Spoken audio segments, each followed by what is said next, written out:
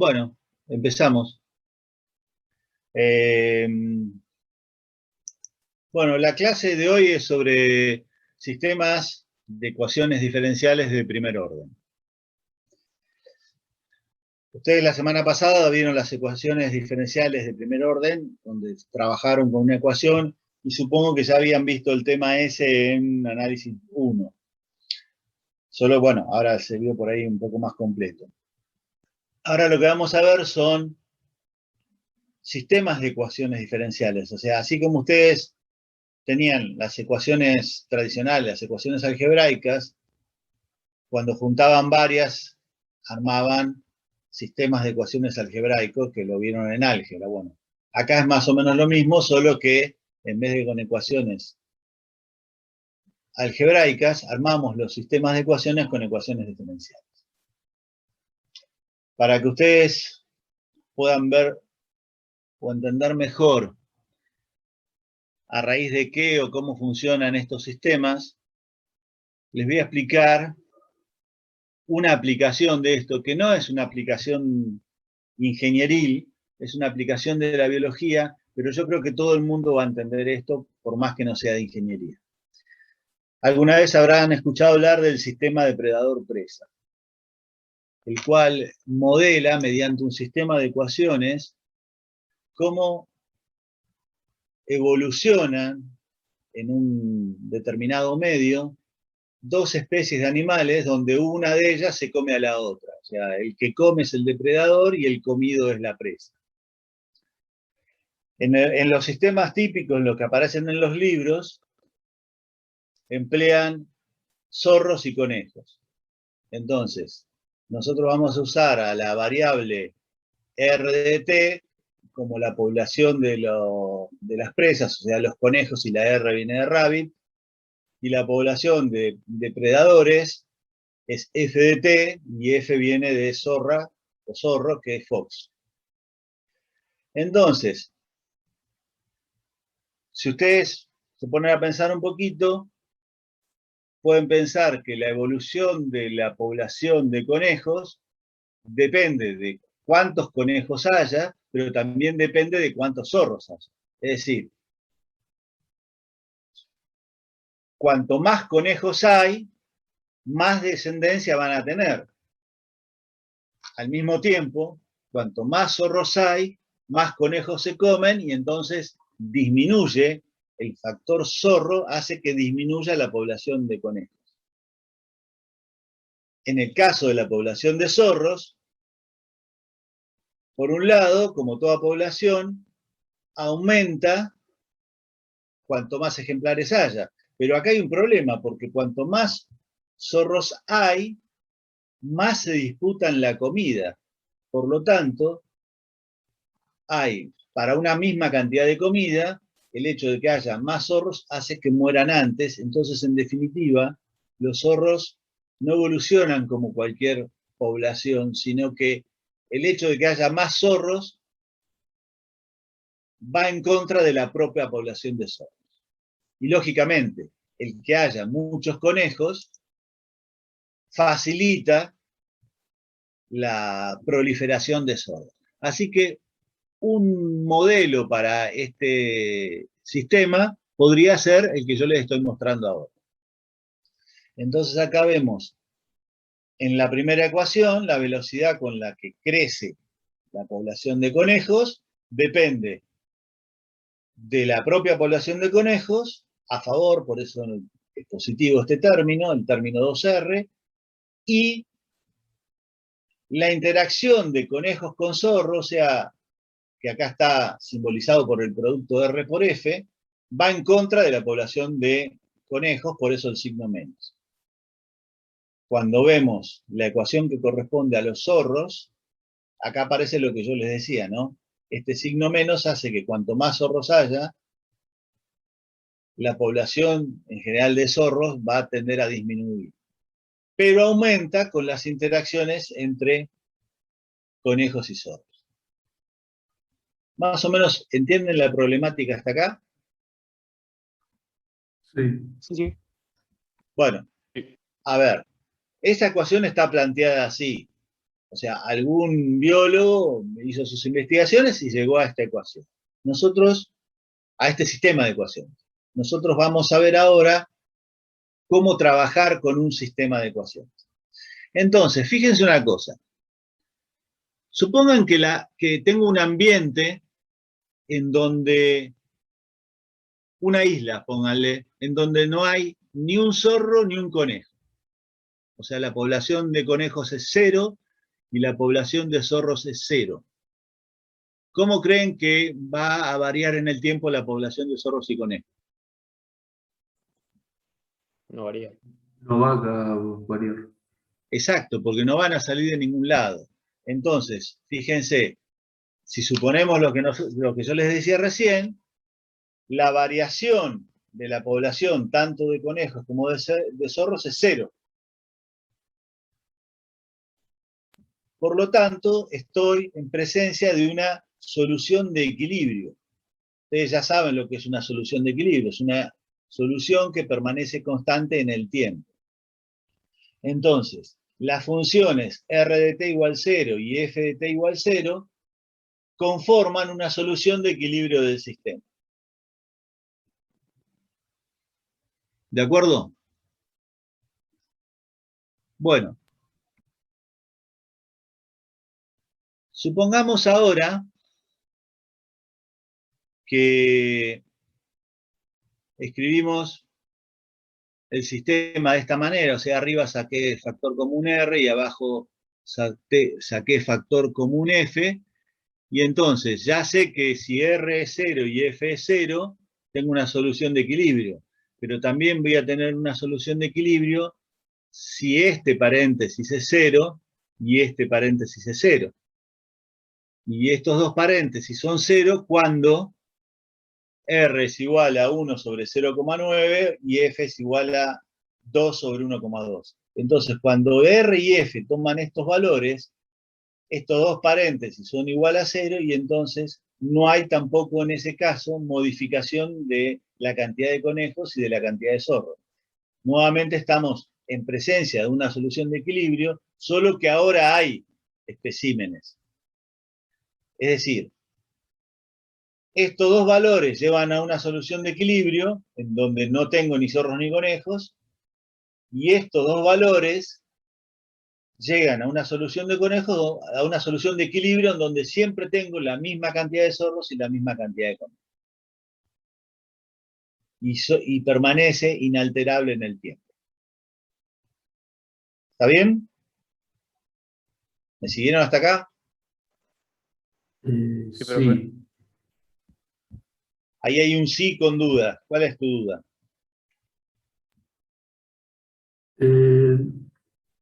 No, es que va, el crecimiento de los conejos eh, lo veo como limitado y no me vieron,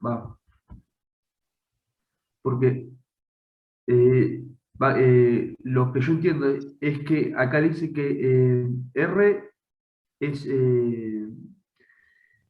casi 1,11. Sí. Entonces, no sé, es medio... O sea, esto lo puedes entender así, ¿no? A ver, esto no es el 1,11, vos no podés tener 1,11 conejos. Sí, Ponele que esto está en miles o en millones de habitantes. Entonces, si está en miles, en realidad vos tenés 1110 conejos.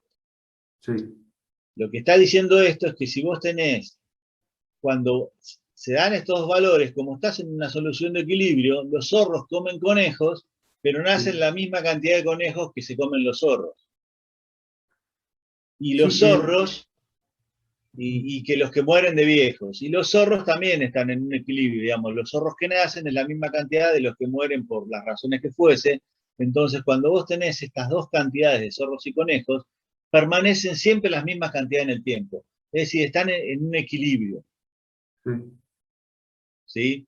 Que en general es lo que pasa digamos, en la práctica, digo, en la realidad, mientras no intervenga el hombre, digamos, todos los sistemas están en equilibrio hasta que el hombre mete la mano. Bueno, esto es algo muy simplificado lo que está acá, ¿no? Y lo otro, lo que el hombre mete la mano, ya es una cuestión externa al análisis matemático. ¿Pero te quedó claro? Sí, sí. Bueno, ¿alguna otra pregunta? Denme un segundo que voy a cerrar la puerta.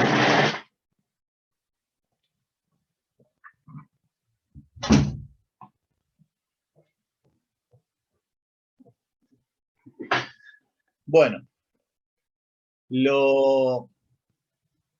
otra pregunta que les voy a hacer es, supónganse que no hay conejos, pero hay zorros. ¿Qué creen que va a pasar? Eventualmente se va a quedar sin zorros también. Claro, o sea, va a pasar esto. Si no tengo conejos, ¿sí? En la ecuación de abajo el término este desaparece y entonces la ecuación de los zorros hace que de a poco los zorros van aumentando hasta que finalmente desaparezcan los zorros. Es decir, en un determinado tiempo se va a morir el último zorro y también van a desaparecer los zorros. ¿Y qué creen que pasa si en un lugar no hay zorros y hay conejos? Crece. Vas a tener sobrepoblación de conejos. Claro, el modelo, así sencillo como este, predice que la población de conejos tiende a infinito. Bueno, continuamos. Entonces, ahí tenemos el sistema de ecuaciones y vamos a ver dos soluciones, la gráfica de dos soluciones para determinada cantidad de zorros y conejos. Entonces, fíjense, acá tenemos cómo evoluciona en el tiempo la población de conejos para la condición inicial de que tengo 1 de conejos y medio de zorros. Acuérdense que esto puede ser miles, no tengo medio zorro. Bueno, y acá tengo cómo evolucionan los zorros. Fíjense que estas gráficas son reales de este sistema de ecuaciones. Es decir, oscilan las poblaciones, ¿no? Llegan hasta un máximo, a partir de ese máximo disminuyen, pero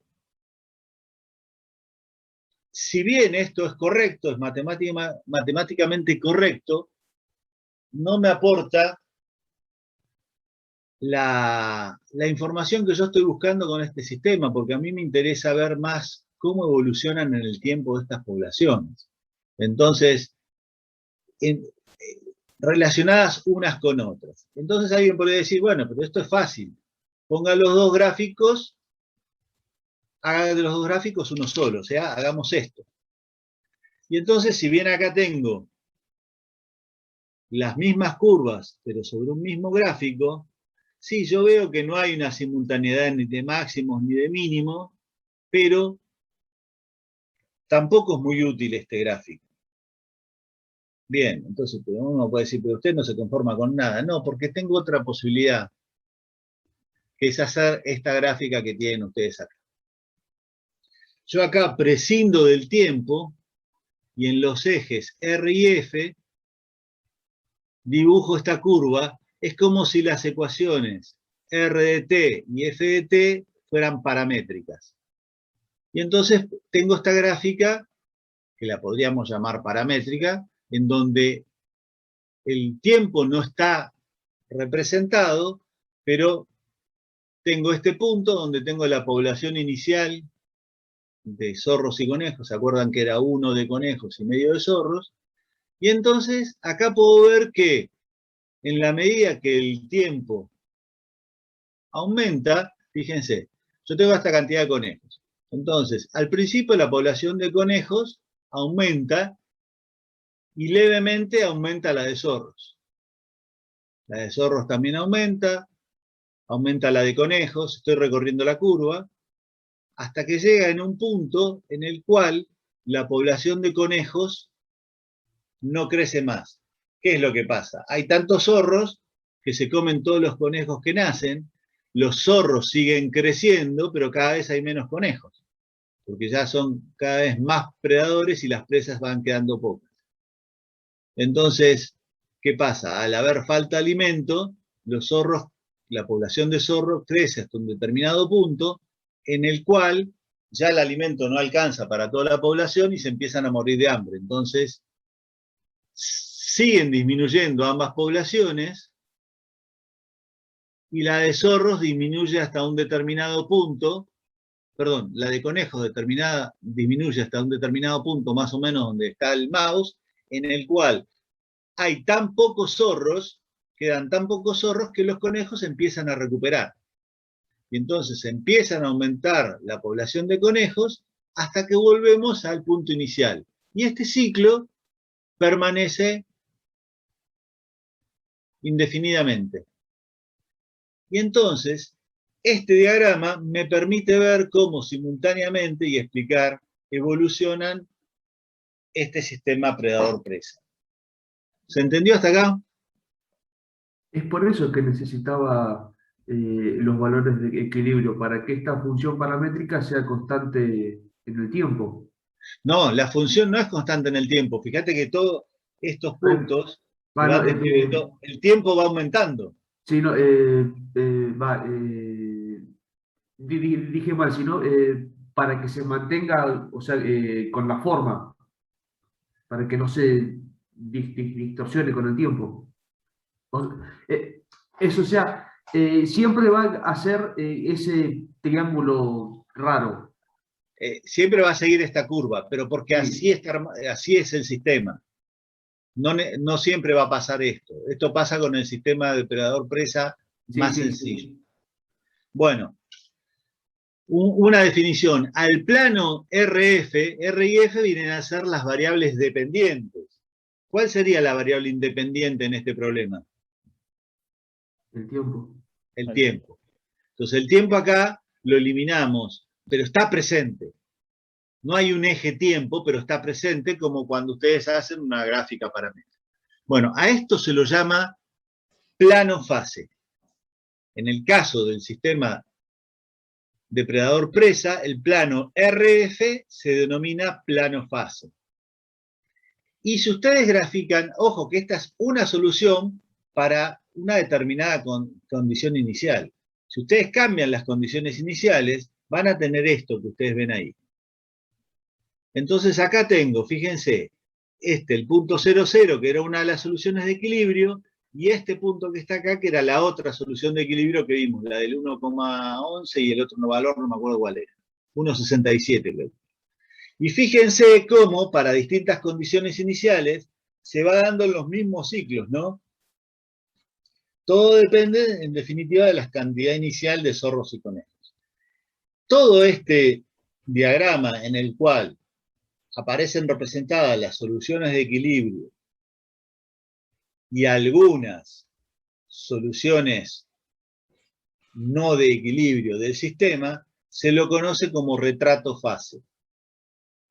Lógicamente, no puedo dibujar todas las soluciones, porque tengo infinitas soluciones. Como tengo infinitas condiciones iniciales, voy a tener infinitas soluciones. Así que están algunas de las soluciones particulares y las soluciones de equilibrio.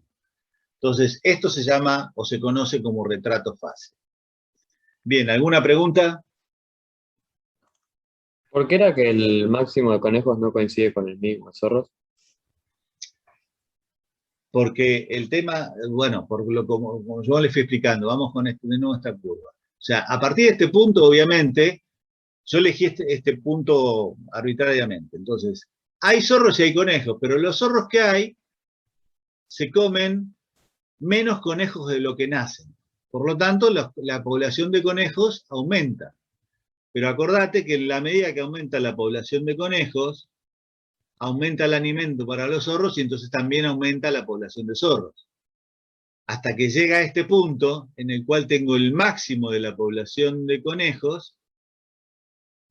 ¿Por qué? Y porque ya los zorros son tantos que justo en este punto vos podés decir, todos los conejos que nacen son comidos por los zorros. Bueno, y a partir de acá empieza a evolucionar como yo les venía explicando. Entonces, por cómo es este sistema, reitero, es el más sencillo de todos, lógicamente no me van a coincidir nunca el máximo de conejos con el máximo de zorros.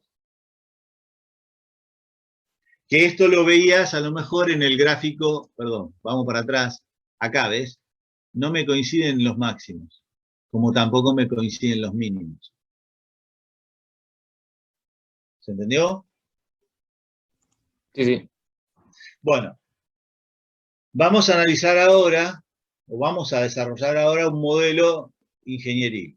Entonces, ustedes habrán visto en Física 1, los que hicieron Física 1, el movimiento de una masa unida a un resorte. Entonces, vamos a tomar algunas convenciones. Tenemos acá un punto fijo, un resorte y la masa. Es este cuadrado celeste. Bueno, en el punto en el cual el resorte está en su posición natural, normal, o de reposo, ahí vamos a tomar igual 0. Cuando comprimimos el resorte, I va a ser menor que 0. Cuando el resorte se estira, I va a ser mayor que 0. Esta es la convención que vamos a tomar nosotros para elaborar un sistema de ecuaciones diferenciales para ver cómo modelar este problema sencillo de ingeniería. Entonces, ¿a partir de qué ley de la física ustedes intentarían modelar, a ver, con qué velocidad se mueve? Si yo estiro el resorte y lo suelto, va a ir y venir, va a analizar velocidades, posiciones en el plano. ¿Qué ley de la física utilizarían? A ver si se acuerdan. Si no se acuerdan, no importa. ¿No sería una combinación entre la ley de Hooke y Newton? Correcto. Entonces, la segunda ley de Newton se acuerda en forma simplificada, dice que la fuerza F o la sumatoria de fuerzas F es igual a la masa por aceleración. Así que, escrito en los términos nuestros, fuerza o sumatoria de fuerzas es igual a masa por aceleración, y la aceleración, ya lo vimos, es la derivada segunda del desplazamiento respecto del tiempo dos veces. Y la otra ley es la ley de Hooke, que vos bien decís, dice que la fuerza de un resorte es menos K por I, el menos es porque la fuerza de restitución del resorte siempre va en contra del movimiento. Entonces, uniendo estas dos ecuaciones, vamos a tener un modelo para este problema. Entonces, como la única fuerza presente es la del resorte, a esta ecuación le igualamos con y entonces tenemos menos K por I igual a M por la derivada segunda de I respecto de T dos veces. Paso el menos K por I al otro miembro y me quedó esta ecuación, que vista así es una ecuación diferencial, es una sola ecuación diferencial de segundo orden, porque aparece la derivada segunda. A esto se lo conoce como oscilador armónico simple, que es lo mismo que decir sin amortiguamiento, porque acá no hay ningún amortiguador que esté trabajando o esté incorporado al sistema. Bueno, ustedes saben que la velocidad es la derivada primera del desplazamiento respecto del tiempo. Por otro lado, esta es la ecuación que vimos acá arriba, así que de estas dos podemos sacar que la derivada de la velocidad respecto al tiempo es igual a menos K sobre M por I. Así que entonces, tomando esta ecuación y esta, tengo un sistema de ecuaciones donde I y B son las variables dependientes y el tiempo es la variable independiente. Entonces, una de las ecuaciones es que la derivada de I respecto de t es la velocidad, y otra que la derivada de la velocidad respecto del tiempo es igual a menos K sobre M por I. Es decir, convertí esta ecuación de segundo orden en un sistema de ecuaciones de primer orden. ¿Se entendió? Sí. Sí, sí. Bueno, entonces, acuérdense, el objetivo era modelar el problema del resorte con un sistema de ecuaciones. Eso ya lo obtuve. Supongamos ahora que K sobre M es igual a 1, y entonces el sistema queda simplificado así. Bueno, nuevamente dibujamos en un mismo eje, el X y B, como lo tienen ahí, y acá tenemos en un celeste más intenso I de t, en uno menos intenso B de t, y cómo varían respecto del tiempo. Estas gráficas son de las soluciones a este sistema que tienen acá. Para las condiciones iniciales de I igual 1 y B igual 0. O sea, en t igual 0, el resorte lo estiré a la posición 1 y lo solté con velocidad inicial 0. Cuando representamos esto en el plano fase, fíjense qué es lo que se ve. Una circunferencia de radio 1. Entonces, el resorte, la posición, fíjense, va y viene y en forma inalterable. Y la velocidad es, cuanto más estirado está el resorte, empezó con velocidad 0, pero cuanto más comprimido está, o sea, en este punto, de vuelta a la velocidad 0, porque a partir de ese valor cambia el sentido del movimiento. Bueno, y esto se mueve alternativamente en forma indefinida. Así que tienen acá la gráfica en el plano fase de este sistema de ecuaciones, que acuérdense era esta ecuación de segundo orden, para estas condiciones iniciales. ¿Alguna pregunta hasta acá? Bueno, No. fíjense. No. ¿Cómo? No. No, ninguna Bueno, pregunta. fíjense una cosa. Como yo acá tengo presente, como les decía, dos variables dependientes que son I y B, y una variable independiente que es T, en realidad yo tengo tres variables, así que yo podía hacer una gráfica espacial. La gráfica espacial es esto que se ve acá, esto que vemos acá, que es como un resorte. Entonces, la proyección sobre el plano TI me da la solución de I respecto de T. La proyección sobre el plano BT, lo que veo es la representación de B de T. Y la proyección sobre el plano IB, que es el plano fase, veo la solución en donde veo cómo interaccionan I con B. Así que en definitiva, todas estas gráficas que vimos antes son proyecciones de esta gráfica espacial. ¿De acuerdo? Sí. Bueno, vamos a ver entonces cómo trabajar estos sistemas de ecuaciones. Porque hasta ahora las soluciones originales son las soluciones y qué tan útiles pueden ser estos sistemas para estudiar distintos problemas, ya sea uno de biología o uno de ingeniería. El tema es cómo se obtienen las soluciones. Bueno, primero vamos a ver una técnica cualitativa que se conoce con el nombre de campo vectorial. Entonces, lo vamos a aplicar acá al modelo depredador-presa. Tenemos acá la ecuación, la misma que vimos antes, y entonces yo voy a definir un vector P cuyas componentes son las funciones R de t y F de t. Así que si este es P, la derivada del vector P respecto del tiempo va a estar compuesta por una componente que es la derivada de R respecto de t y otra componente que es la derivada de F respecto de t.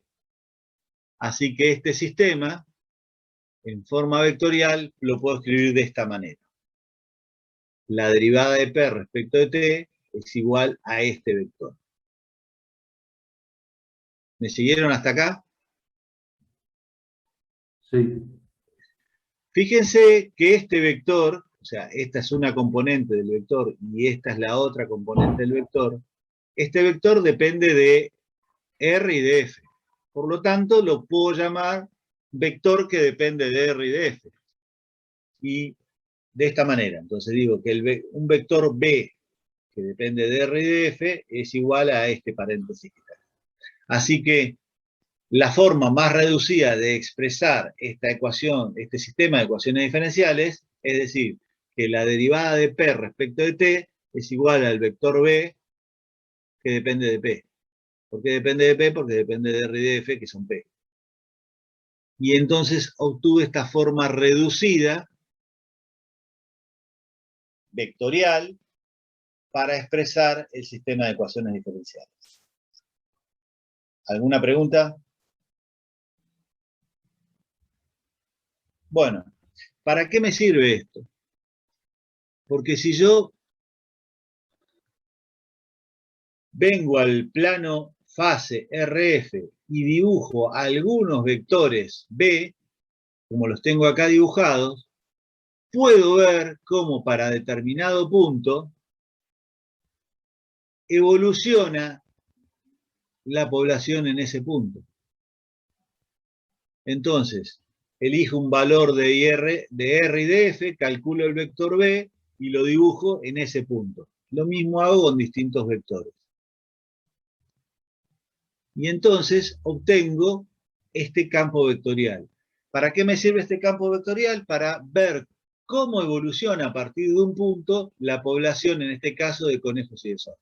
No tengo una solución que depende del tiempo, pero puedo ver qué pasa en distintos momentos. Entonces, por ejemplo, acá, con este vector veo que aumenta, si tengo esta cantidad inicial de conejos y zorros, la cantidad de conejos aumenta mucho y la de zorros aumenta poco. Para este vector me está indicando que si tengo esta cantidad de zorros y conejos, los conejos decrecen y los zorros aumentan bastante. Entonces, sin resolver la ecuación, solamente representando el vector que está de la derecha de la igualdad, puedo ver cómo a partir de determinados valores evolucionan las poblaciones de zorros y conejos. Y lo mismo puedo hacer con el sistema masa-resorte. Entonces, acuérdense, nosotros a partir de esta ecuación de segundo orden nos tuvimos este sistema de ecuaciones. Si K sobre M era igual a 1, el sistema me quedó así, y entonces fíjense lo que pasa cuando yo dibujo el campo vectorial. Uno mirando la posición puede ver que están formando como círculos, que ya sabemos que las soluciones son círculos. Bueno, mejor dicho, circunferencias. En el plano fase tengo circunferencias. Bueno, y fíjense cómo se ve, ahí dibujé pocos vectores, pero si quisiera dibujar una buena cantidad de vectores, fíjense cómo se vería. ¿Ustedes creen que resulta útil esa gráfica? No. No, ¿por qué? Si bien hay un cuadriculado, como los vectores se pisan unos con otros, realmente se entiende poco. Entonces, lo que se hace es trabajar con todos vectores del mismo módulo, con lo cual el gráfico queda más limpio. Entonces, este campo vectorial donde están dibujados los vectores con su dirección, sentido y magnitud, lo paso a todos la misma magnitud, lo único que respeto son dirección y sentido. Y entonces obtengo un campo de direcciones que, si bien no me permite predecir en qué magnitud se va a producir el movimiento o el cambio en el tiempo, sí puedo ver las direcciones en las que se va moviendo y la posible solución. Así que, bueno, queda claro entonces cuál es la diferencia entre el campo vectorial y el campo de direcciones. Sí. Bueno, este punto acá, en el origen, es la solución de equilibrio. O sea, si el resorte está en reposo, ni lo estiro, ni lo comprimo, se va a quedar así toda la vida. Bueno, así que resumiendo, en general, para un sistema de dos variables dependientes de esta forma, este ya es un sistema genérico, no aplica a ningún problema en especial, entonces la derivada de x respecto de t es igual a f de xy, la derivada de y respecto a t es igual a g de xy, esto es el sistema. Entonces, voy a llamar vector y de t al que va a estar conformado por x de t e y de t, y entonces f de y va a ser igual a f de xy, que va a ser igual al vector este, cuyas componentes son f de xy, f minúscula de xy, g de xy, y entonces llego a esta, ahí me salté este paso, pero ya ustedes lo vieron, a esta forma reducida o vectorial de expresar este sistema de ecuaciones. Y entonces cuando yo represento esto en el plano xy, estoy representando el campo vectorial. Si cada vector lo represento con su magnitud correspondiente. Ahora, si a todos le doy la misma magnitud y represento esto, lo que obtengo es un campo de direcciones. Bueno, fíjense, por ejemplo, en este campo de direcciones, uno puede apreciar que se ve como si fuese una espiral alrededor del origen. Entonces, si yo empiezo en este punto, la solución va por este sentido. Entonces yo continúo el vector, acuérdense que este es un campo de direcciones, así que no es esta la verdadera magnitud del vector, pero sí veo la dirección. Entonces yo vengo así, más o menos me topo con este me manda para abajo, me topo con este, y si voy siguiendo más o menos esto así, esto parece ser una especie de parte de una espiral que termina en el origen. Si dibujamos la solución real que corresponde a ese punto inicial que yo les marqué, o más o menos, lo que tenemos es esto. Entonces, esta técnica cualitativa me sirve para bosquejar soluciones y estudiar el comportamiento a partir de esas soluciones bosquejadas, o sea, aproximadas. ¿De acuerdo? Sí. Esto, la curva que usted dibujó está yendo hacia un punto de equilibrio. Porque el sistema este es así. Sí. O sea, yo acá hice la representación, o sea, hice el campo de direcciones de un determinado sistema que tiene esta forma. Entonces, en este caso pasa esto. ¿Sí? Podría ser un masa resorte con un amortiguador, por ejemplo. Entonces, Ajá. vos imaginate la suspensión de tu auto, vos le podés dar amacar un poco el auto, pero cuando lo soltás, da uno o dos movimientos más y se queda quieto de nuevo. O sea, Sí, tiende a una solución de equilibrio que en ese caso es el auto quieto. ¿De acuerdo? sí. Bueno, Esto, sí, no, no, va, o sea, esto es poniendo un amortiguador al oscilador armónico, claro, digamos. como en la suspensión de un auto. Sí. Digo, este sistema podría ser, ¿no? Realmente no sé si es, porque ahí es un dibujo que encontré, Ajá. pero realmente no sé si se comporta más o menos parecido. Por eso te lo pongo de ejemplo. Pero no sé si específicamente corresponde a un sistema masa resorte amortiguador. Sí. Pero podría serlo. ¿Está bien? Sí, si fuese un oscilador armónico simple, solo serían circunferencias de vectores, digamos que. Claro, fíjate, es lo que sigue. Ahí tenés Ah, la del armónico simple. Vos ves que te va dando vectores que parecen ser tangentes a un círculo. Por lo sí. tanto, como los vectores parecen ser tangentes a un círculo, es lógico suponer que una solución sea un círculo. Entonces, para este problema particular, tenemos esta solución. ¿De acuerdo? Sí, sí. Entonces, fíjate que el sistema en realidad responde a lo que vos ves en la práctica. ¿Qué pasa cuando ves un auto que está flojo de amortiguadores? Agarra un pozo y se queda oscilando un montón de tiempo.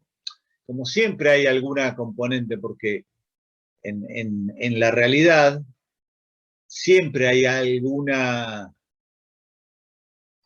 parte, algo que se termina consumiendo la energía y todo tiende a cero. Entonces, pero ¿qué pasa? Si el auto está en flojo de amortiguadores, se queda oscilando mucho más tiempo que si está bien de amortiguación. Y entonces, esto es una situación ideal, o sea, el sistema puro masa resorte en la práctica no existe. Es ideal, es una idealización. Bueno, y entonces, de vuelta, vamos ¿se acuerdan que habíamos trazado este campo vectorial para el sistema depredador-presa? Bueno, podemos ver cómo, agarrando alguno de estos vectores, podemos más o menos bosquejar la solución correcta. Para esto es lo que sirve. Bueno, ¿alguna pregunta?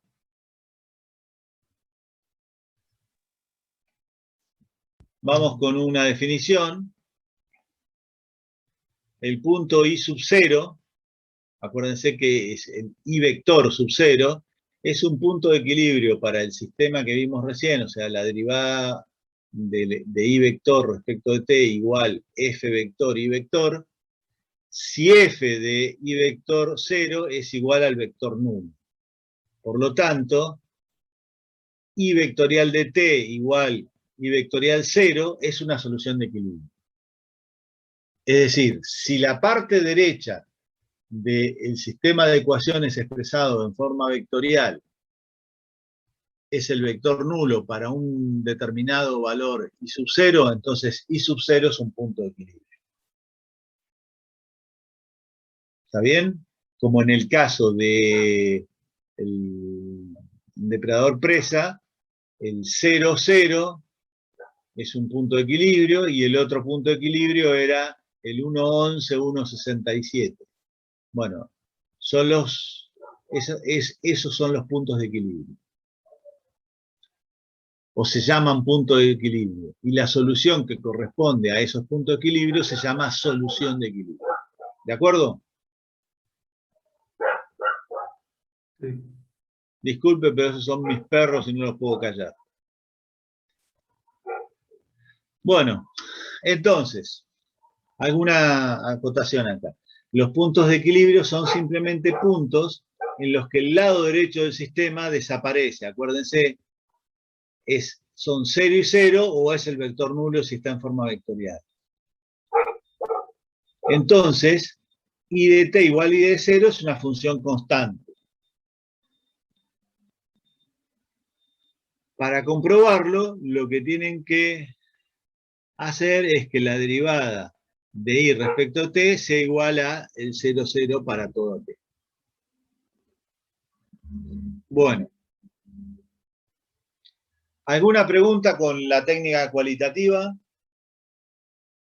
Resumo. Consiste en expresar el sistema en forma vectorial y representar en el plano fase la parte derecha de la ecuación. Es decir, el vector ese que está ahí. Si la representación de los vectores con su magnitud hace que el gráfico sea ilegible, entonces lo que hacen es eliminan la magnitud de los vectores y les ponen un largo tal de que sea mucho más fácil su lectura, de forma tal de que ahora el campo vectorial en los cuales los vectores están con su magnitud se convierte en simplemente un campo de direcciones. Ese es el resumen de la técnica cualitativa. A partir de ese campo de direcciones, ustedes pueden bosquejar cómo sería una solución. Lógicamente no van a tener nunca la expresión de la solución, pero sí pueden estudiar el problema. ¿De acuerdo? Sí, sí. Sí. Bueno, Ustedes dirán, ¿pero no hay formas analíticas? Sí, el tema es que, como pasa con todo lo que es ecuaciones diferenciales, yo no sé si se los comentó Eduardo el otro día, yo tengo un universo de ecuaciones diferenciales y de sistemas de ecuaciones diferenciales. Pero los que se pueden obtener, los que se pueden resolver obteniendo una expresión algebraica, es ínfimo. O sea, es una parte muy pequeña. En el caso de los sistemas de ecuaciones, podemos obtener solución de algunos sistemas especiales, que es lo que vamos a ver ahora. Métodos analíticos para sistemas especiales. ¿Qué es un sistema especial? Por ejemplo, este que le estoy mostrando acá. Este es un sistema completamente desacoplado. Fíjense que la derivada de x respecto de t depende solamente de x, y la derivada de y respecto de t depende solamente de y. Entonces, es como si fuesen dos ecuaciones de primer orden en donde no hay interrelación entre las dos cantidades. ¿Cómo resolverían esto ustedes? Integrando. No específicamente. Tiene un sistema. ¿Cómo resuelven este sistema? Parametrizando. No. A lo que voy es mucho más sencillo que eso. Resuelvo una ecuación primero y resuelvo la otra ecuación después y ya está. De la forma que vieron la semana pasada. O sea, como es la unión de dos ecuaciones de primer orden, las resuelvo como se resuelven las ecuaciones de primer orden. No importa ahora qué técnicas se integran o hay varias técnicas para ecuación. Nosotros vimos alguna porque en realidad son tan pocas las que se pueden resolver que no tiene mucho sentido enfocarse en la parte analítica. Pero en este caso resuelvo esta primero y esta después o al revés. Total, se pueden resolver cada una por separado. Otro sistema especial que puede ser resuelto analíticamente es este. Es lo que se conoce como parcialmente desacoplado. Acá tienen dos ejemplos. Entonces, en este tenemos una ecuación en la cual x, la derivada de x respecto de t depende de x y la derivada de y respecto de t depende de x y de y, o este que es al revés. Supónganse este. ¿Cómo harían para resolver el sistema?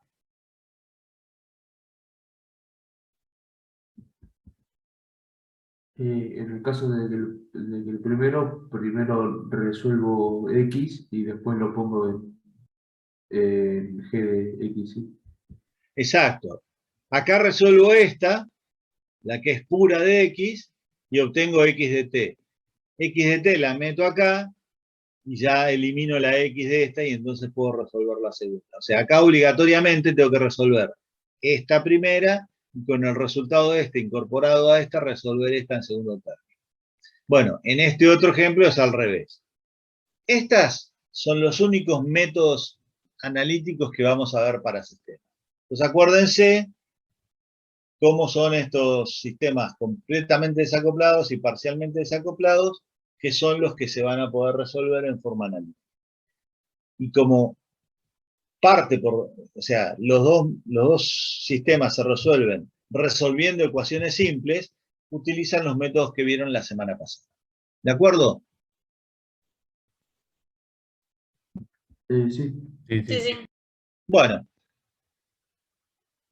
veamos ahora ya vimos la técnica cualitativa, vimos la técnica analítica y la otra forma de encarar los sistemas de ecuaciones, o en general las ecuaciones diferenciales, son los métodos numéricos. Bueno, vamos a ver cómo funciona el método de Euler para sistemas. Entonces, de vuelta, tenemos acá un sistema de ecuaciones, que este tiene una particularidad, que ustedes, yo creo que la deben haber visto la semana pasada. ¿Cómo son estas ecuaciones? son autónomas. ¿Saben lo que es autónoma? Que no depende la una de la otra. No. A ver, lo aclaro por las dudas. ¿Cuál es la variable independiente? X e Y. Independiente. T. Ah, T. Bien, cuando yo miro la parte derecha de esta ecuación, la de arriba, ¿aparece T? No. No. Entonces, como T no aparece, esta es una ecuación autónoma. ¿Por qué? Porque en la parte derecha no aparece el tiempo, lo cual no quiere decir que no dependa del tiempo, porque siempre depende del tiempo, pero no aparece explícitamente en la parte derecha. Eso significa que es autónoma. Bueno, esta también es autónoma, entonces si las dos ecuaciones son autónomas, el sistema es autónomo. ¿De acuerdo? sí. O sea, cuando digo de acuerdo, ¿se entendieron? Sí, Sí, sí. sí, sí. Sí, Bueno, entonces, tenemos un sistema de ecuaciones autónomo, lo que vamos a hacer es convertirlo en vector, en un sistema vectorial. Esto ya lo vimos cómo se hacía, entonces ahora me queda derivada de i vector respecto de t igual a f vector de i vector. Y acá i es xy, la derivada de i respecto de t es derivada, las componentes son derivada de x respecto de t, derivada de y respecto de t, y la f de i, la f mayúscula de i, es igual al vector que tiene de componentes f de xy y g de xy. Entonces, ¿en qué consiste? Yo agarro este vector, tengo condiciones iniciales, o sea, tengo un valor inicial de x y un valor inicial de y que voy a llamar x0 y 0, y dibujo el vector este que corresponde a x sub 0 y sub 0. O sea, es este vector que está acá, ¿lo ven? Acá tengo el punto. Este gráfico lo estoy haciendo en un sistema, en el plano fase. Entonces, acá tengo el punto x0 y sub 0 y dibujo el vector f de x0 y sub 0. Ahora, si a este vector lo multiplico por un escalar delta t, obtengo este vector chiquitito que está acá. Le falta la flecha porque lo que me interesa es dibujar el extremo de ese vector, que es ahora mi punto x1 y 1. Bien, con el punto x1 y 1 dibujo el vector f de x1 y 1. Multiplicado por delta t, obtengo x2 y 2, y así sucesivamente.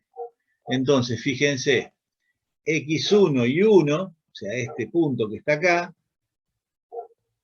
lo voy a obtener sumándole a las coordenadas x0 y 0, delta t por el vector x0 y 0. Así obtengo x1 y 1. Lógicamente, una vez obtenido x1 y 1, puedo obtener x2 y 2 de la misma manera, solo que ahora utilizo x1 y 1 más delta t por f de x1 y 1. Y así sucesivamente. Y entonces voy obteniendo una gráfica como esta que está acá. Entonces acá tengo el primer vector f de x0 y 0, que me determinó x1 y 1. Tengo el vector f de x1 y 1 y determiné x2 y 2. Y así voy trazando, y esta uniendo todos estos puntos, esta poligonal que va desde x0 y 0 hasta x4 y 4, esta poligonal es una aproximación en 4 pasos de la solución de este sistema de ecuaciones. ¿Se entendió? sí, sí. Sí, perfecto. Bueno, así que pasando en limpio esto, lo tienen acá. Entonces, el método de Euler para sistemas autónomos, acuérdense esto. Entonces, tengo el sistema y acá tengo cómo se obtiene ya con subíndices determinados, ¿no? Entonces, x de k más 1 es igual a x de k por mk delta t, I de K más 1 es igual a I sub K más NK delta T. Y entonces ustedes, con el punto inicial, obtienen el punto 1, con el punto 1 el punto 2, y así siguen todo lo que quieran. Y más o menos van a obtener una solución aproximada. ¿De qué creen que dependa la precisión de esa solución? De lo La chico cantidad que de sea delta T. observaciones. Exacto. Cuanto delta T sea más chiquito, más preciso va a ser el método. Muy bien. Bueno, ¿alguna pregunta? Bien. Profe, hace años, cuando... ¿Alguien está preguntando algo? Hola, hola, ¿se escucha? Sí, te escucho. Profe, esto, por lo que veo, es muy iterativo. Entonces, hace años cuando no había Excel, ¿cómo hacían? A mano, en una tablita, en la hoja. Ah, era la muerte. Ok, No, pero a ver, vos pensás, no era la muerte, porque si no, no lo resolvías. claro, era sentarse con papel y hacerlo.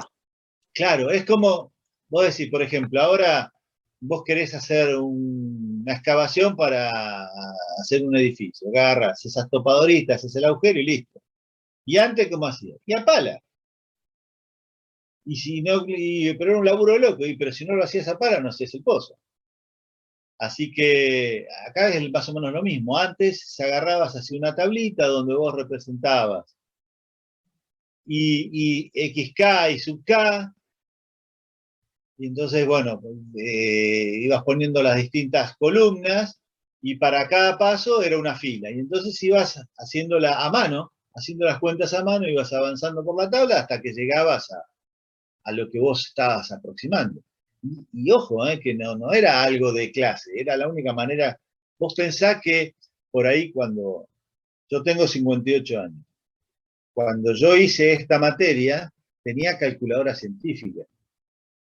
Entonces, todavía tenía una ventaja, pero el que me daba clases a mí, cuando hizo esta materia, ni siquiera tenía una calculadora científica.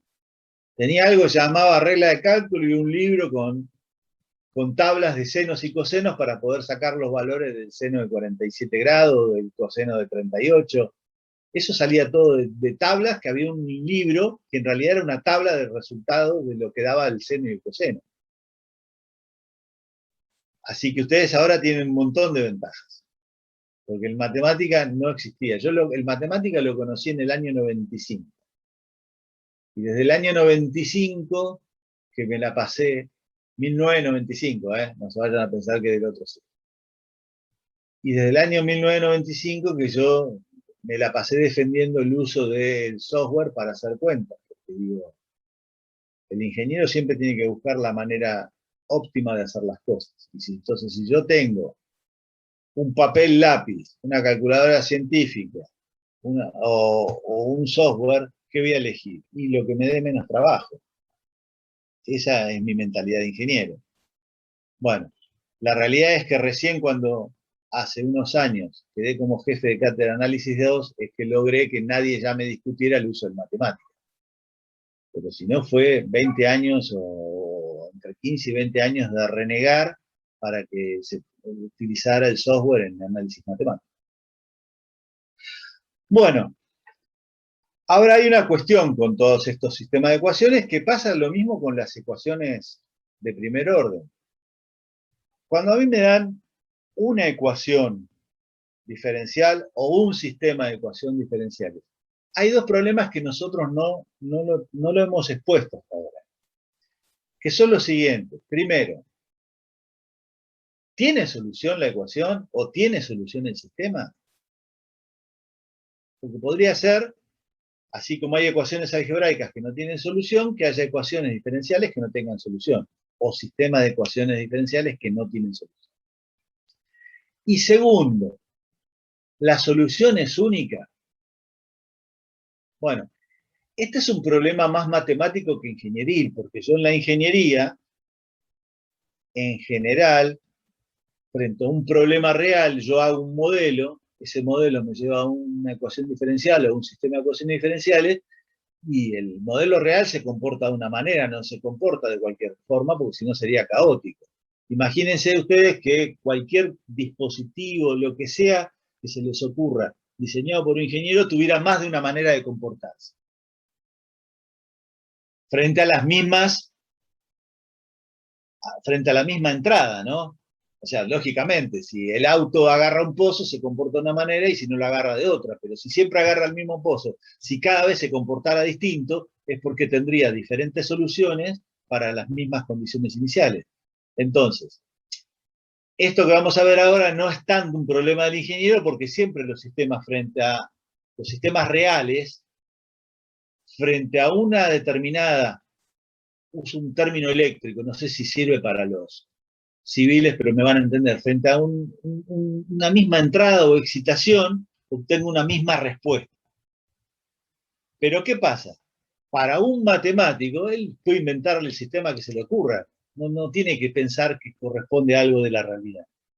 Y entonces se puede plantear si el sistema tiene única solución.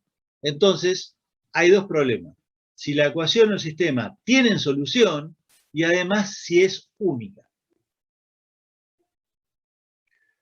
Esto trae a cuento, y se los voy a contar porque es temprano, un viejo de esas historias, por ahí no les puede parecer tonta, pero que de alguna manera expresa esto que yo les estoy diciendo, ¿no? Están reunidos en la sala de profesores de una determinada facultad un ingeniero, un físico y un matemático. Y entonces, por algún motivo, en la ventana de la sala de profesores hay una cortina, de alguna manera se prende fuego la cortina. Entonces, ¿qué hace el ingeniero? Agarra una jarra con agua, la tira y la apaga. La pregunta es, ¿qué hace el físico? Entonces el físico agarra, saca un papel y se pone a calcular el poder calorífico del agua que tiene en la jarra y después de hacer unas cuentas ve que eso le alcanza, tira el agua y apaga el incendio. ¿Qué hace el matemático? Y el matemático se pone a ver si la solución del físico existe y es única. Entonces, un mismo tema tiene diferentes enfoques para distintas profesiones. De todas maneras, yo tengo que mencionarle este problema de la existencia y la unicidad. Así que con esto terminamos la clase con este teorema de existencia y unicidad. ¿Qué dice este teorema? Si tengo este sistema de ecuaciones expresado en forma vectorial, ahora ya no es autónomo, porque fíjense que acá aparece la T. Entonces, supongan que T sub 0 es un tiempo inicial y que I sub 0 son los valores iniciales de la ecuación diferencial. Supongan además que la función vectorial f es continuamente diferenciable. Esto de continuamente diferenciable significa que sus derivadas parciales sean continuas. Entonces, si existe un epsilon mayor que 0 y una función i sub t definida para este intervalo, un intervalo en el cual t varía entre t sub 0 y el epsilon y entre t sub 0 menos epsilon. O sea, esto es un entorno de centro en t sub 0 y radio epsilon. Y entonces, I de t satisface al problema de valor inicial, con lo cual pruebo que existe la solución. Y además, si se cumplen todas estas condiciones, la solución es única. Así que bueno, terminé con esto la clase del día. No sé si alguno tiene alguna pregunta. Profe, yo tengo una pregunta. Sí. ¿Puede ser que hoy vimos la clase de la semana que viene? ¿Cómo? Porque la semana pasada empezamos y nos faltaba ver el método de Euler común y teorema de linealización y eso. Hoy ¿Eso yo le sería ya hoy en pregunté. F6? No, a ver, la semana pasada era, a ver, esto no tiene sentido que lo grabes. Bueno, entonces, ahora estamos con ecuaciones diferenciales simples, o sea, solo una ecuación, como tienen acá, derivada de y respecto de t, igual a f de ti, con la condición inicial de que i de t sub 0 es igual a i sub 0. Bueno, ¿en qué consiste el método de Euler para este caso? Entonces, fíjense, yo tengo como valores iniciales t sub 0 y sub 0. Acá tengo una gráfica con donde tengo acá, no están los ejes visibles, pero tengo t e i, y entonces tengo acá un punto inicial, aquí, que corresponde a mis valores iniciales t sub 0 y sub 0. Entonces,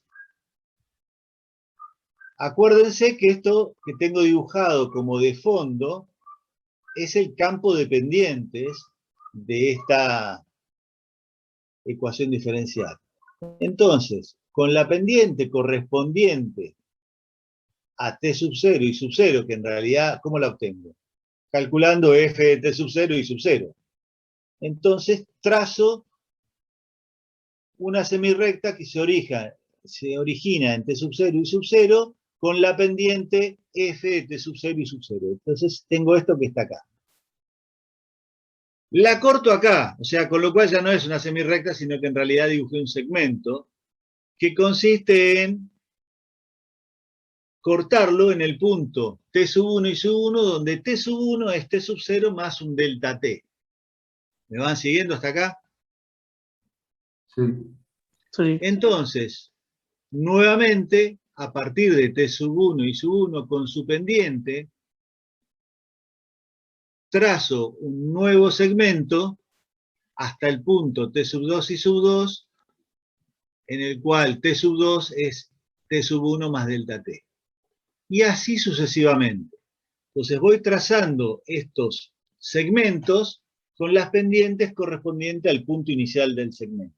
Y entonces, lo que tengo acá, esta poligonal, es una aproximación a la solución.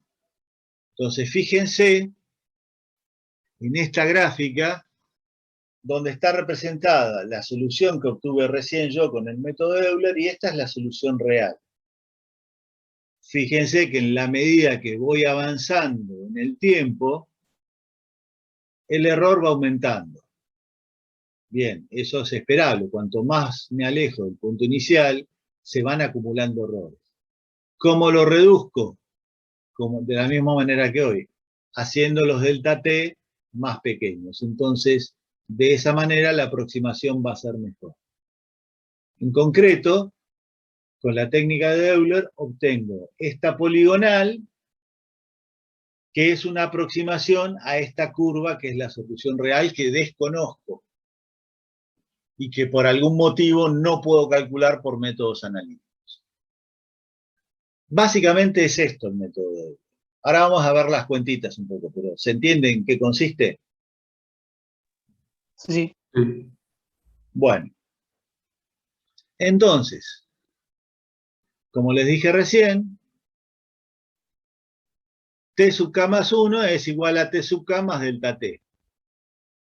Y entonces, si yo tengo t sub k y sub k, que es el primer punto de cualquiera de los segmentos que vimos antes, es uno genérico, dibujo un segmento con la pendiente f de t sub k y sub k. ¿Dónde lo interrumpo? En el punto t sub k más 1 y sub k más 1, que corresponde a este delta t. Y esto que está acá, el otro cateto, es f de t sub k y sub k por delta t. Así que en definitiva, la pendiente, esta se puede obtener como opuesto sobre hipotenusa, O sea, acá tengo una diferencia de Is y acá tengo una diferencia de Ts. Fíjense. Y eso me da la pendiente. Bien, trabajo un poquitito ahí las cuentas. Y entonces T sub K más 1 menos T sub K es igual a delta T. Bueno, la diferencia de I ya la tienen y de ahí, haciendo un despeje, obtengo cuánto vale el I sub K más 1. Entonces, el T sub K más 1, por definición, lo tengo acá arriba. Y el I sub K más 1 lo obtengo acá con esta forma. Así que de esa manera, entonces, voy construyendo la gráfica esta, que, ya les digo, lo hacen con un Excel, pero que nosotros cuando yo estudiaba esta materia teníamos que hacer una tabla, en papel, con lápiz y papel. Entonces empiezan con un punto cualquiera, trazan la pendiente, determinan el segundo punto, a partir del segundo determinan el tercero y así sucesivamente. ¿Está claro entonces cómo tuvimos las dos formulitas? Una la definimos y cómo se obtuvo la otra. Sí. Sí, Bueno, profe. así que entonces el resumen es acá. ¿Cómo hacen con el método Euler para resolver esta ecuación diferencial? Entonces, acuérdense, necesitan una condición inicial. Ustedes determinan el paso delta T, que consideran óptimo. Si esto no les satisface, pueden elegir uno más pequeño. Calculan el punto a partir de la condición inicial, el punto siguiente. Usan la ecuación diferencial, la parte derecha, para determinar la pendiente y calculan entonces con estas dos ecuaciones el punto siguiente. Una vez que obtienen el punto siguiente, repiten los pasos, vuelven al paso 1 y para obtener el otro, el que le siga el siguiente y así sucesivamente. ¿De acuerdo? Sí. Sí, sí. Bueno, a ver, vamos a ver este ejemplo que tengo yo acá. Tengo acá un circuito RC. Un circuito RC, para los que no saben, R es un circuito eléctrico, R es una resistencia, C es un capacitor y B sub T es la fuente de energía. Entonces, la ecuación diferencial para este circuito de RC la tienen acá. Entonces me dice, la derivada de B sub C, que es la diferencia de potencial en el capacitor respecto del tiempo, es igual a el valor de la fuente de tensión menos la tensión en el capacitor sobre las constantes R y C. Entonces, démosle algunos valores a R y C. Entonces, si R es 0,5 y C es 1, la ecuación diferencial se convierte en esto que está acá, lo que es lo mismo, 2B de T menos B sub C. Entonces,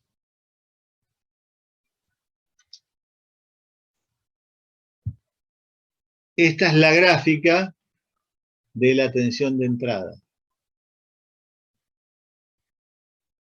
Acá tenemos la ecuación diferencial donde reemplazamos a la tensión de entrada por su valor, ¿no? Acá lo que vemos es que B sub T es igual a seno de 2πt, y entonces reemplazado acá me queda la ecuación diferencial derivada de B sub C respecto de T igual a menos 2B sub C más 2 seno de 2π sobre T. ¿Me siguieron hasta acá? Sí. Bueno, elaboro la gráfica de pendientes para esta ecuación diferencial. Y ahí, mirando la gráfica de pendientes, ustedes pueden ya vislumbrar qué clase de solución va a ser la función. Acuérdense, ¿quién es la incógnita acá, en esta ecuación diferencial? B sub C. B sub C. Entonces, a partir del gráfico de pendientes que tienen ahí, ¿qué forma creen que tenga B sub C? va a ser como, como una sinusoide, pero que se va como achicando. Bueno, vamos a ver. En principio tiene forma de sinusoide. ¿Sí? Bueno, fíjense, ahora superpuesta con el campo de pendientes, 3 curvas obtenidas usando el método de Euler. Y pasa lo que vos dijiste. Son oscilaciones con amplitud variable, digamos, y donde esa amplitud no tiende a cero, pero tiende a estabilizarse en un determinado valor. O sea, Este sería, no tiende a cero, pero no importa donde yo empiece, a largo plazo termina siendo una senoide. sí, ahí está el equilibrio cuando pasa, No, no está en equilibrio porque ¿no? oscila. Lo que Ah, permanece constante es la amplitud de la senoide. Pero al principio, en esta solución, esto porque, bueno, uno lo sabe, ¿no? A simple vista ustedes no tienen por qué saberlo, pero no hay un determinado periodo, ni una determinada frecuencia, no, fíjense que acá baja y vuelve a subir un poco. Es decir, al principio pasan cosas raras, después esto lo vamos a estudiar, pero a largo plazo esto se vuelve una senoide. Bueno, y estas curvas se obtuvieron con el método de Euler. No hicimos la cuenta porque en definitiva hacer las cuentas es sumar y restar, pero simplemente es para que vean cómo se pueden obtener buenas soluciones con el método de Euler. Igual esto se podía resolver analíticamente, pero bueno, no era el caso. Bueno, no sé si tienen alguna pregunta más. Aprovecho, y acá también tenemos lo que les decía, ¿no? El problema de la existencia de soluciones. Entonces, la ecuación diferencial no sabemos si tiene soluciones. Bueno, hay un teorema que me garantiza la existencia de la solución, ¿no? Entonces, para esto, ¿qué tiene que pasar? Que la parte derecha de la ecuación, o sea, la f de ti, tiene que ser una función continua en un determinado rectángulo. Acá hay un rectángulo con t variando entre a y b, e i variando entre c y d, pero también pueden elegir, si quieren, un entorno. Digamos, en alguna región alrededor de ti. Y entonces, si ustedes toman un valor de esa región, o sea, o el rectángulo o el entorno, entonces existe un radio mayor que cero, tal que para cualquier valor de t en un entorno de ese radio con radio epsilon y centro en t sub 0, que resuelve el problema de valor inicial. O sea, acuérdense, la ecuación diferencial con las condiciones iniciales. Entonces, si la función esta es continua, en definitiva, en una determinada región, entonces existe una solución. Básicamente eso es lo que está diciendo este teorema.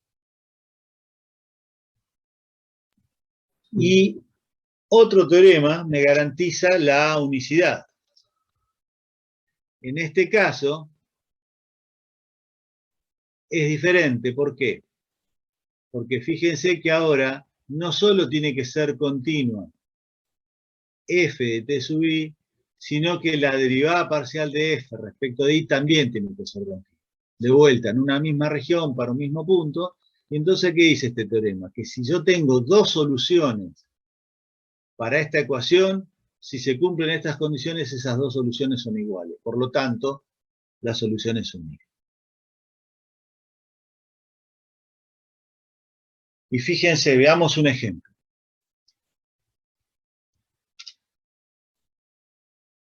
Tengo esta ecuación diferencial con esta condición inicial.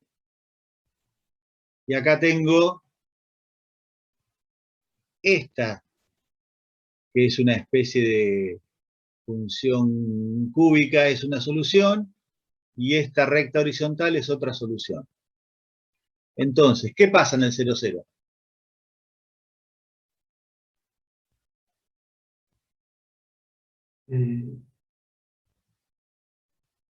Hay dos soluciones. Entonces, este ejemplo contradice el teorema.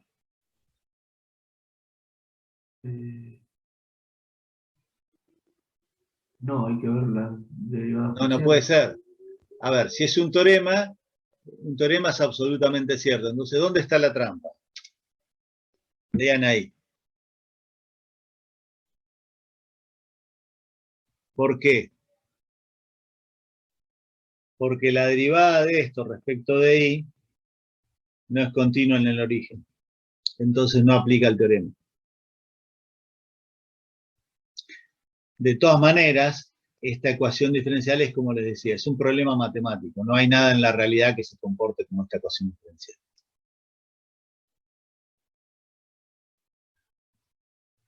¿Está bien?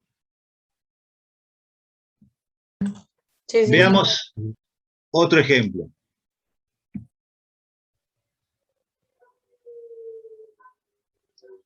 Acá tenemos esta ecuación diferencial, donde fíjense que acá la derivada también es continua. ¿Qué pasa acá? ¿Son iguales? No, son asíntotas. Entonces, esta ecuación verifica el teorema de unicidad para t mayor que 2. Visualmente parece que para un punto mayor que 2 son la misma solución. El tema es que las dos soluciones, o sea, esta recta horizontal y esta otra curva que ven acá, son asintóticas. Ustedes ya saben lo que significa que es una asíntota. Entonces, este ejemplo verifica el teorema de unicidad. Porque hay un espacio entre las dos soluciones, aunque no sea visible. Bueno, ¿de acuerdo?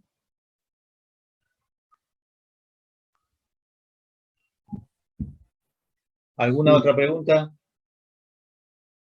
Profe, ¿podría repetir rápido a qué llamaba sistemas autónomos?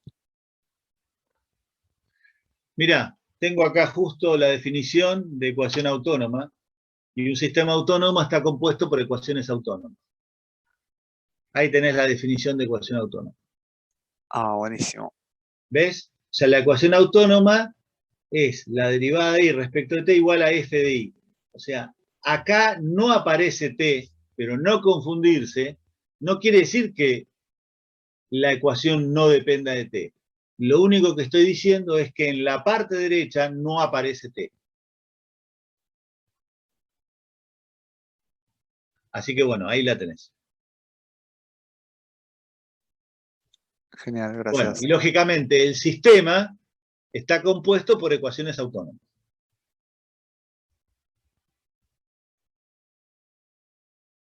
Bueno, ¿alguna otra pregunta?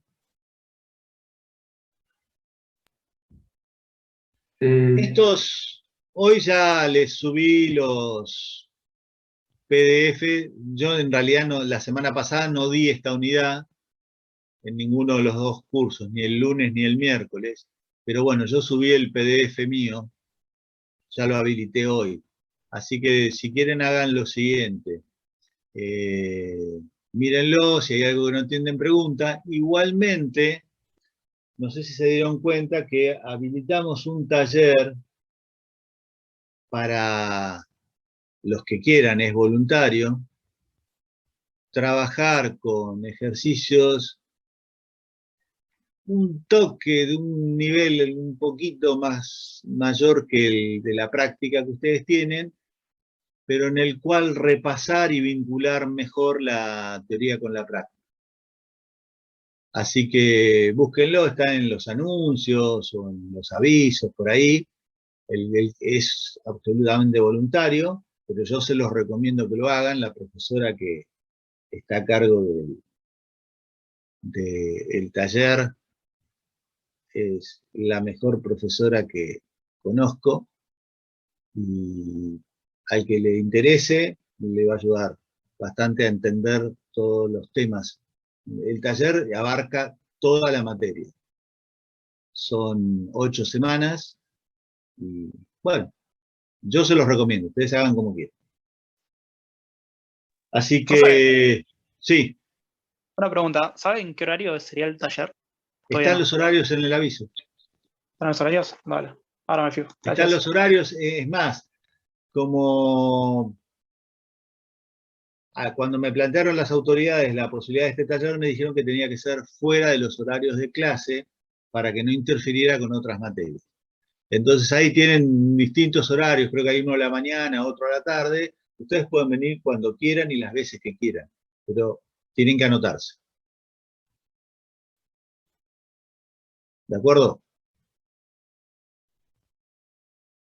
Bueno, ¿alguna otra pregunta?